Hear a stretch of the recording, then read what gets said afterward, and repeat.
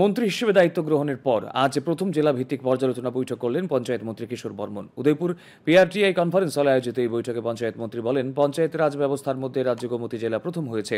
প্রধানমন্ত্রী নরেন্দ্র মোদী সবকা সাথ সবকা বিকাশ নিয়ে যেভাবে কাজ করছেন তা সফল হবে বলে তিনি জানান।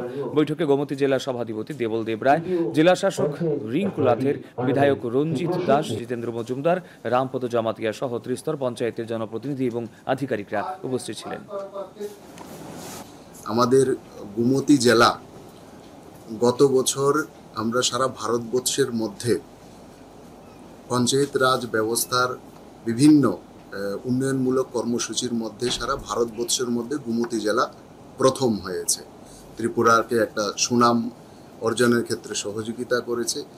ভারতবর্ষের প্রধানমন্ত্রী সবকা সাথ সবকা বিকাশ সবকা বিশ্বাস সবকা প্রয়াসের যে মূল মন্ত্র নিয়ে কাজ করছেন, সেটা কিন্তু গ্রামের যে সাধারণ মানুষ তাদের সার্বিক উন্নতির উপর নির্ভর করে।